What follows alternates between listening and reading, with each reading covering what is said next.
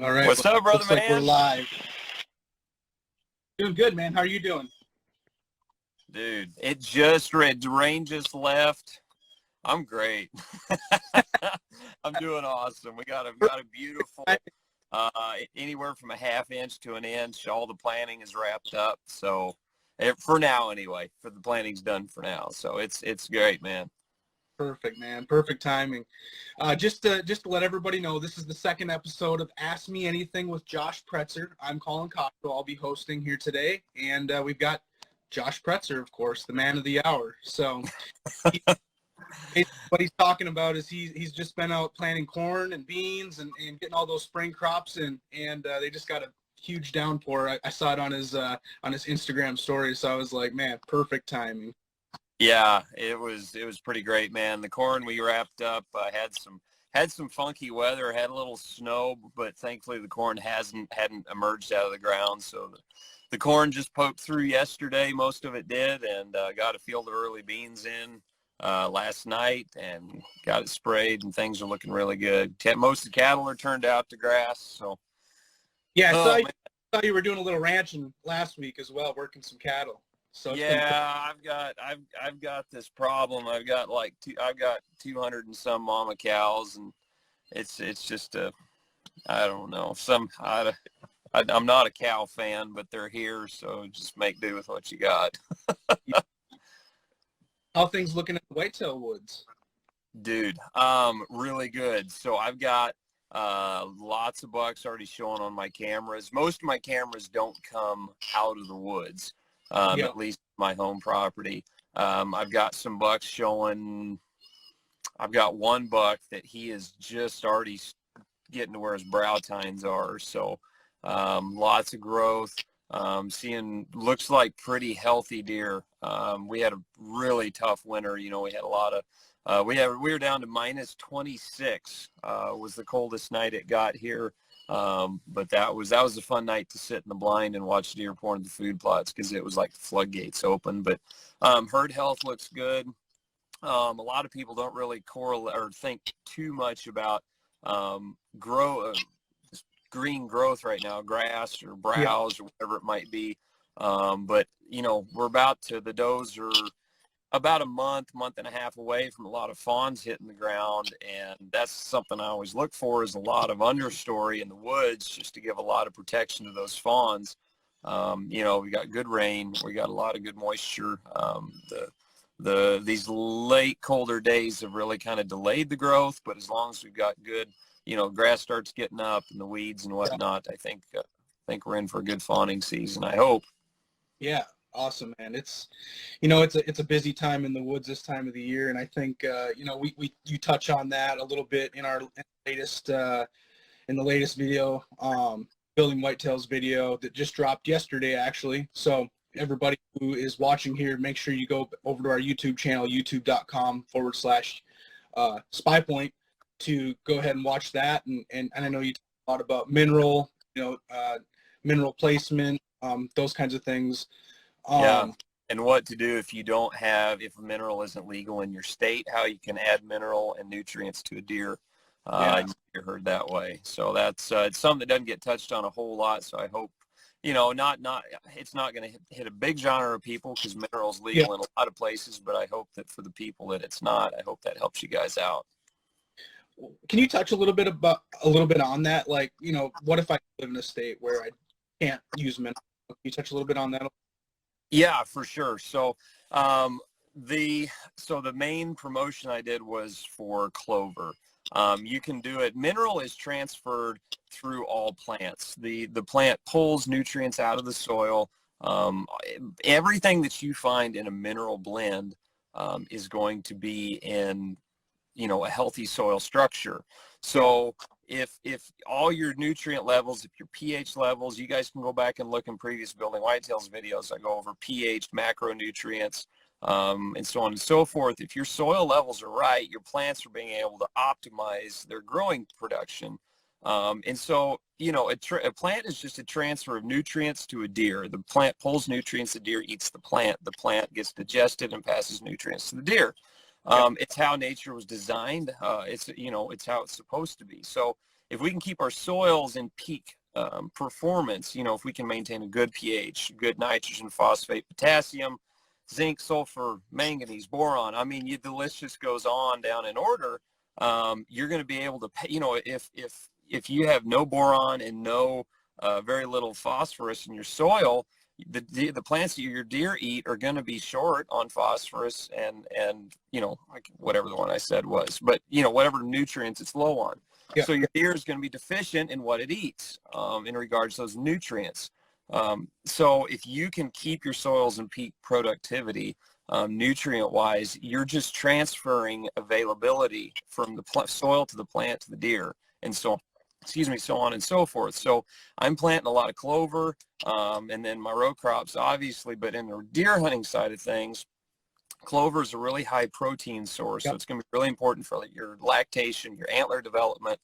I think it's one of the quickest ways to transfer nutrients from the ground to a plant to an animal. Soybeans do a good job. Soybeans aren't up and growing right now. Clover is. The deer need the mineral and the nutrients right now.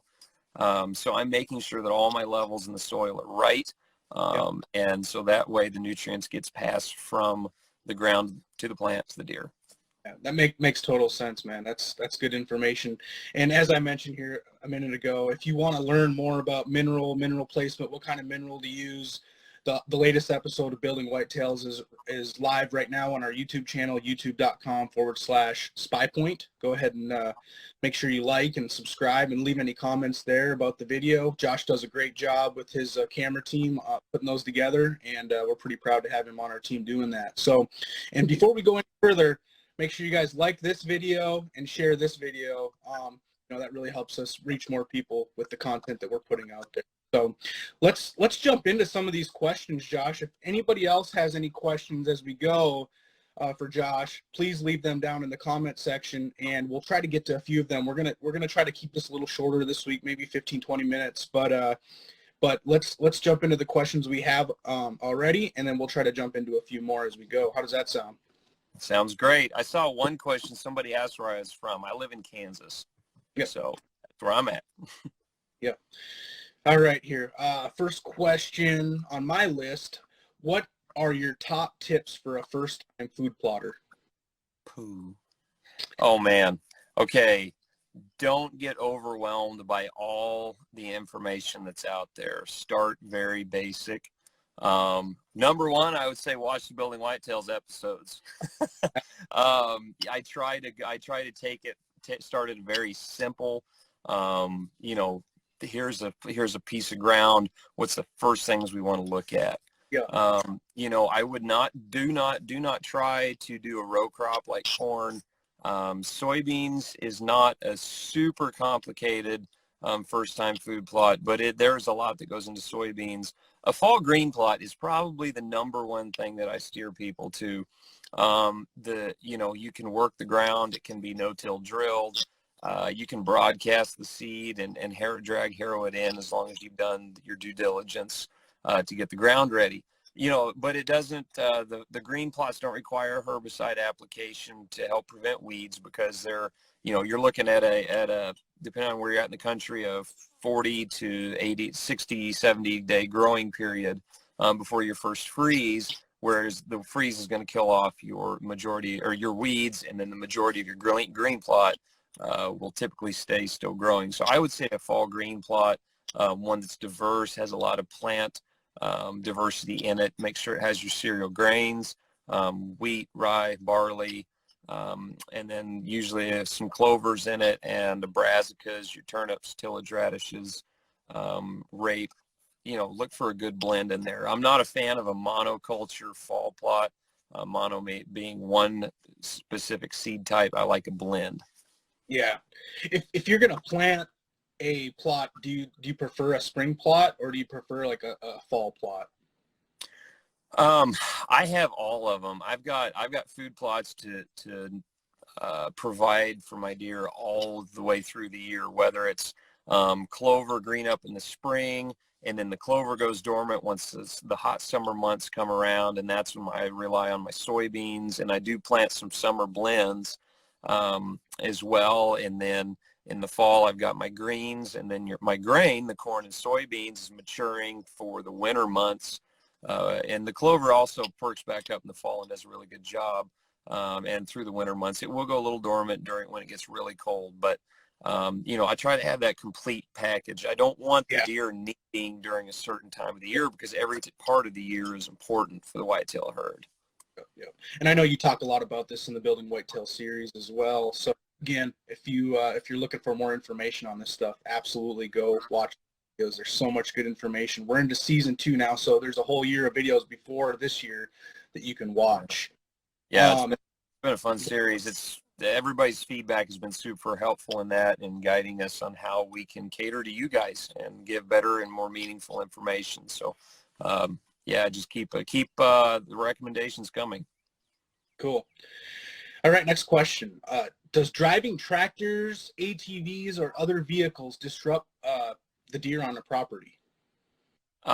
So it depends on the size of the property. If you've got 5 acres and you drive a truck through the middle of it, chances are you're going to run them off. But my favorite way to check a trail camera is one on a combine, which I know most people don't have access to, or a tractor. A tractor is a great method. If you're bush hogging, if you're, I have even gotten in a tractor and driven to check a trail camera when I could have taken a truck, walked, ATV, just because the deer are so used to agricultural implements that they don't mind. I mean, they're not, tractors aren't shooting at them, combines aren't shooting at them.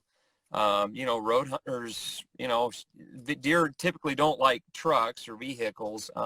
But if you're going to drive in, and I learned this from somebody else, this is something that I adopted into my own arsenal, is if you're driving in, don't sneak your way in.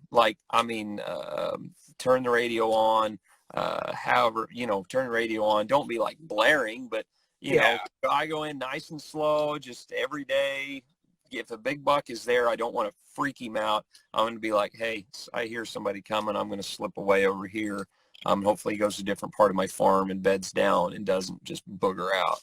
Yeah. I feel like this is kind of a misconception too. I feel like there's, deer are used to sounds and things happening in their areas more than we. Oh yeah. They're like the most adaptable animal, like in North America, I'm convinced. Yeah. They're living in suburbs, and guys are hunting in city limits, and killing deer. And I saw a guy on a forum asked, I've got like 40 acres and I want to build, or I've got a little pistol range behind my house. I'm worried about scaring the deer. And another guy jumped on. It's like, dude, I have 20 acres. I got a pistol range, and I got my feeder like 20 yards from my dirt mound in the back, off to the side, and I have deer all the time. So, I think we should do our job to not pressure them more than they need to be, but I think they're much more forgiving than what we give them credit for. As long as they have a sanctuary area, that they can go to, that no matter what, they're not going to be bothered. Make sure you have that. If the smaller the property that you're on, that you're going to be moving around on, make sure that you do have that designated spot where the deer can go, that they know no matter what, I'm safe right here. Yeah. Good. All right, next question. What are your thoughts about adding water tanks to a property for the deer, and when is the best time to do this? Oh, man. I'm not, this is a tough question. So this one largely revolves around each specific property. If you're lacking in water, yes. If you have water sources, a creek, a river, a pond, however it might be on your ground, I would not necessarily go ahead and add it. I have seen too many times where it becomes a mud hole. It's stagnant water, and stagnant water leads to insect problems, promoting EHD. So that's something that I really worry about. Deer don't take as much water as we think they need. We think, they gotta, they're like a cow. They got to drink 500 gallons of water a day, and otherwise they're going to die. I've seen deer that miles up into the prairie, here where I live, that, they're 4 miles from a water source and they're fine up there. I don't really know how they do it, but they do it. So it goes back to the last thing we're talking about, is they're very adaptable animals. So, if you've got good drainage in a spot that you can build a small pond or something like that, I would much rather build a pond than a water tank, because you're just with tanks, you're inviting insects and other problems. So I would steer kind of away from that and try to promote more natural water sources. Yeah. And what is, like, right now is now a good time to start putting those things in work, I guess? Yeah, I mean, it depends on your climate. Deer around my region don't really need for water, just because of the lay of the land. We've got ponds and creeks and rivers and so on and so forth. But I guess I don't really have a solid answer for that. I mean, yeah, it could benefit for sure. If we get into a really dry drought and things start drying up really bad, I have hauled water before. I've set up a tank. I'm not convinced it was the best thing to do, but Why is yeah, it's like, man, I want to help these deer, and I had a lot of pictures of the deer just walking right on by. So, you can do the best you can, but in the end, whether they stop and drink is on them. Yeah. We got a comment here. If I live in Utah and I'm going to be planting food plots for the first time this year, any tips? Hey, after this video is done, EC, go back to the first question. You'll be able to see it there. We got some great tips there from Josh. And as we mentioned already, make sure you go check out Building Whitetails YouTube page. Looks like Carson has a good question here. What is the biggest buck you've ever killed? 184. 184-inch 10. I shot with my wife this is 2021. Been 2019. She was pregnant with our son. She was 4 months pregnant, and it was a hunt that she told me, she's like, man, let's go out. It's a nice afternoon. And I was kind of like, all right, we'll go. And I didn't really think I was going to nail this buck on this hunt, but I did. I didn't necessarily think I was going to nail goalpost for sure on the last hunt, but I did. 184 was that 10 that year. And then I'm not going to say what goalpost scored, because I'm going to be doing a camera giveaway here soon, where I'm going to have I don't know, you can probably tell me how to do this better than I know, but basically, everybody guesses score type deal, and the closest person gets a SPYPOINT camera. So I'm going to be doing one of those, so stay tuned for that. That's going to be on my personal page, j.pretzer9, or however it is on my Instagram. But anyway, so yeah. Heck yeah, man. And if anybody has any other questions for Josh, now is the time to throw them in the comment section here, as we're going to wrap up here in the next few minutes. But we do have another question here from our own, actually, Trent. He said, what do you recommend, hard or soft mass tree plantings? Both, definitely. Yeah, both have their place. So I am actually just wrapping up a tree planting project here at my place. I've got soft mast, I've got hard mast. What I did was I kind of watched specifically over the past year to see what woody browse the deer were really hammering.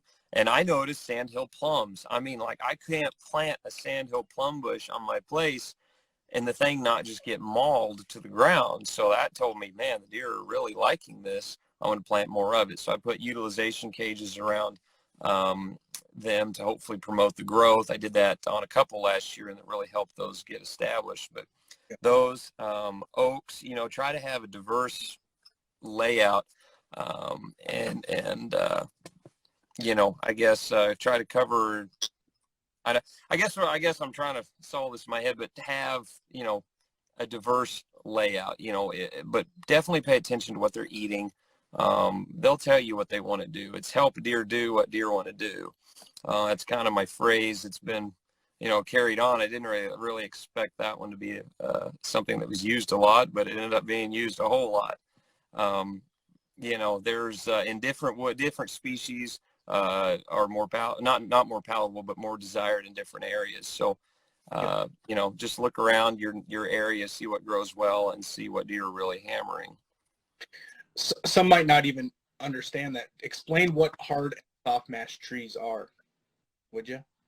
Oh man, I'm not a professional forester. I really I don't want to dive into this too deep because I don't want to actually say something out of turn. I would say look at your or your local conservation website and see what they have in their forestry. Almost all states have a forestry department that they can help you guys out with. I like that. It's a good answer. It's a really good answer. Any thoughts on planting a food plot when you have feral hog problems? That's a good one. Dude, you can answer this question probably better than I can. You're down south. I don't have hogs, so I don't know. It's a tough thing. It really is, because we do have hogs on my lease, and we try to plant plots, a little bit, and those hogs rip it up pretty good. Now, if you get a little bit of growth, you get a good clover plot going, or you get, whatever, deer are going to come in and use that plot, whether the hogs have been in there or not. That's, from my experience. So as long as they don't rip it to shreds and pieces, you know what I mean? And you've got a pretty decent sized plot, it's going to help you in the end. Yeah. So that's my experience with it. I don't do a lot of it just because, we do have that problem, and food plots don't grow very good where we're at anyway. So yeah, I don't know about hogs. I'm sorry. I mean, my answer is kill them all, but obviously that isn't an attainable goal. That's a good answer. I like that. Yeah, kill them all. We got one more question here that we'll go ahead and answer. What is the best food plot to attract deer and turkeys? And thanks for answering my previous question. Okay, maybe we already you've talked about this already in some other videos on Building Whitetails channel, but maybe talk about turkeys a little. It is turkey season, so right. Yeah, it is turkey season. So yeah, I just continue to see alfalfa and clover being probably the most desired. The reason why is because particularly alfalfa, holds a lot of bugs, and where you're going to find bugs, you're going to find birds, and therefore the turkeys. Yep. But the alfalfa is very palatable. I see a lot of it in the crops of the turkeys when we open them up after harvesting them and going through and seeing what they have been eating.